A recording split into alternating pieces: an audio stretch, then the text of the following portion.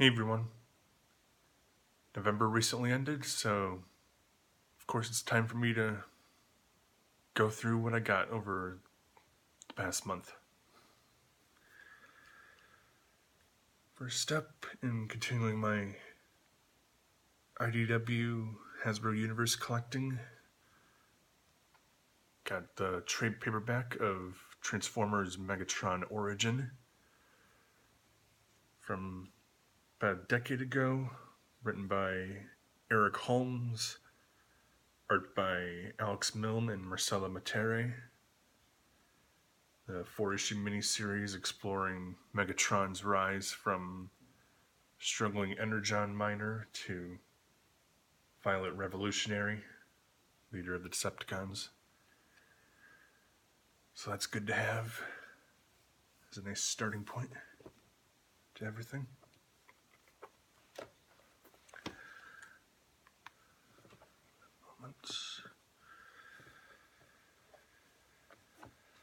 Of course, I took part in the November Criterion sale, which last I checked ends when this video is recorded, December 3rd. Starting out, I got Make Way for Tomorrow, the 1937 Depression drama from Leah McCarey, about an elderly couple dealing with the generation divide between them and their grown children. While it isn't exactly a remake, more just inspired by, I also got 1953's Tokyo Story, directed by Yasujiro Ozu, about an elderly couple visiting their grown children in post-war Japan and exploring the complicated dynamics in their circumstances.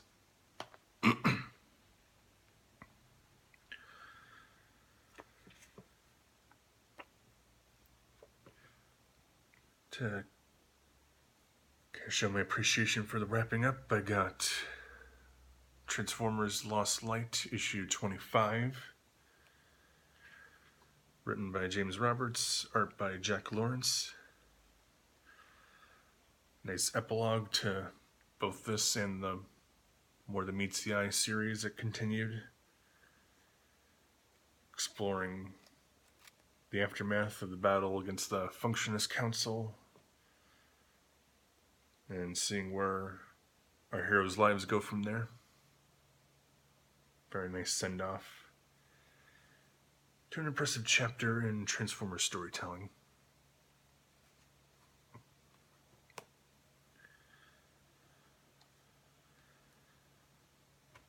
Also, to tie in with my already having Jean Cocteau's Orpheus movie, I got 1959's Black Orpheus,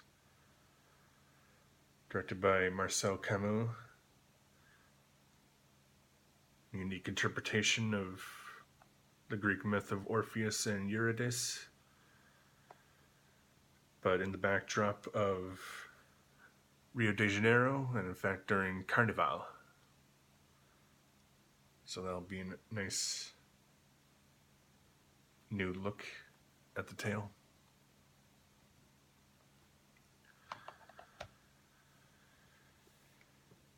Of course, completing the event miniseries, Transformers Unicron issue 6. Still written by John Barber, of course, but an assortment of artists with Alex Milne, Sarah Peter DeRocher, Andrew Griffith, and Kei Zama.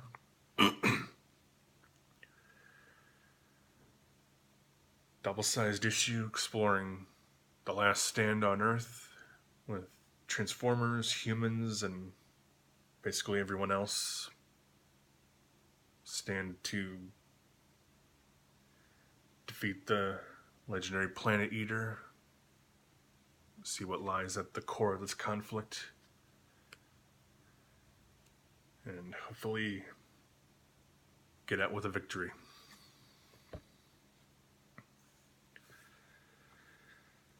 Continuing the goofy miniseries of Star Trek vs. Transformers with issue 2.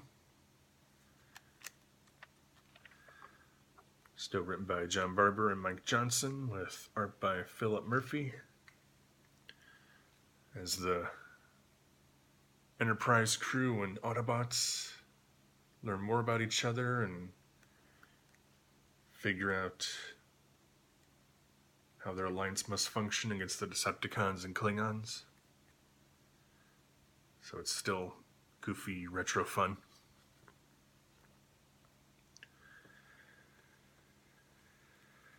Still don't have an idea of how to give a more specific rundown for the game, but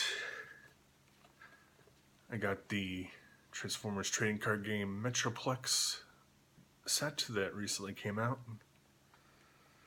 with, of course, a big Metroplex character card, along with Scamper, Six Gun, and Slammer, and a 40-card deck of battle cards. It also contained my booster collecting with another 3,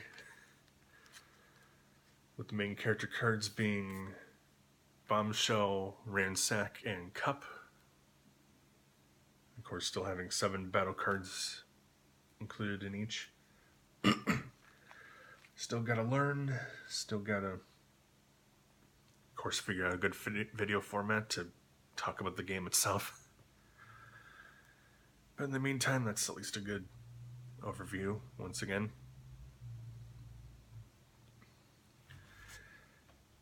I had to order this online because I didn't find this in its Blu-ray format anywhere near me, but Preacher Season 3. Admittedly, I actually am still stuck halfway into Season 2, so this will be a while before I get to it. But apparently involves the journey of our main characters going to Angelville, Louisiana, where Jesse was raised. So now confronting the past in an interesting fashion, along with their present day journey. Yeah.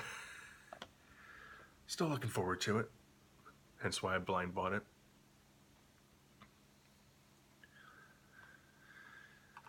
The new Criterion release of Billy Wilder's Some Like It Hot from 1959. The Marilyn Monroe comedy, also featuring Tony Curtis and Jack Lemmon, fleeing gangsters in Chicago by Donnie Drag and joining her band. The misunderstandings and hijinks throughout gender dynamics and whatnot that ensue. No doubt some parts and story elements don't quite hold up, but I'm sure it'll still be an interesting, entertaining time.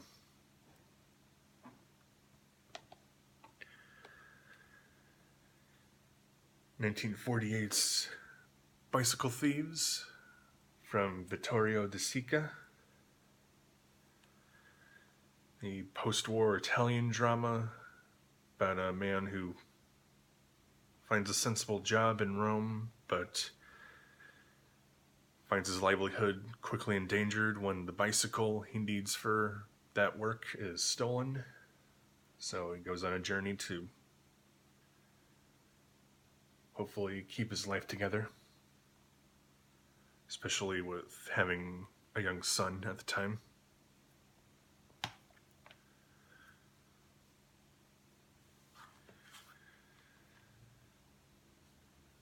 Now on home media, the release of Crazy Rich Asians, based on the Kevin Kwan novel and directed by John Chu. starring Constance Wu and Henry Golding. About this woman who goes with her boyfriend to Singapore to meet his extravagant, eccentric family. Heard good things about it, and while the casting can leave some things to be desired when it comes to specific representation, it's still commendable for helping move forward in a direction like this. So I'm glad to have it.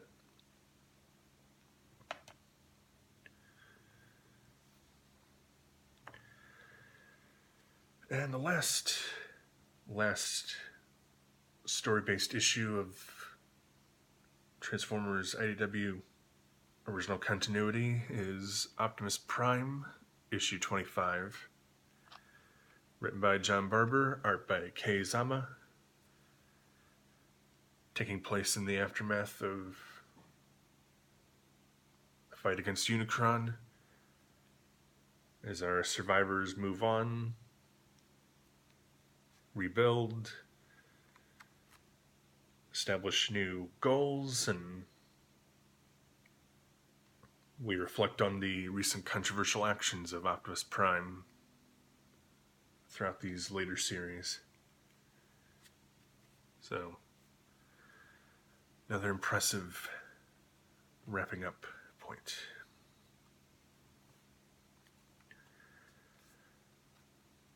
The last of my Criterion sale purchases, David Byrne's True Stories from 1986. This kind of absurd comedy music-based journey thing, helped by him being a member of the Talking Heads. Taking a look at the fictional town of Virgil, Texas, and in a story inspired by tabloid news stories, exploring the endearing and strange citizens and goings-on of the town. So it seemed like an interesting thing to take a look at.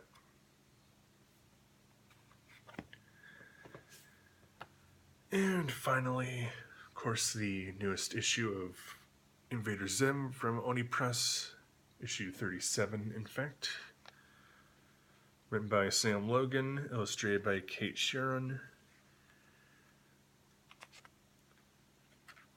This strange story in which Dib wakes up one day to find that somehow Zim and Gur have long been members of the family. So figuring out what's going on with them, what's going on with his personal world, how it's been changing, how it's suddenly turned on its head. So there we go.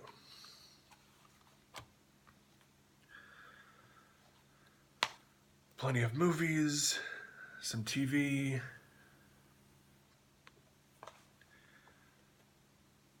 some enjoyable comics,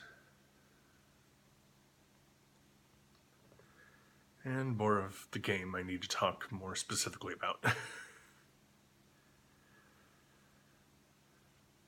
So with Christmas also being included for December, I'll be back in early January to talk about not just my purchases, but also some of the noteworthy gifts I end up getting. See you later, folks.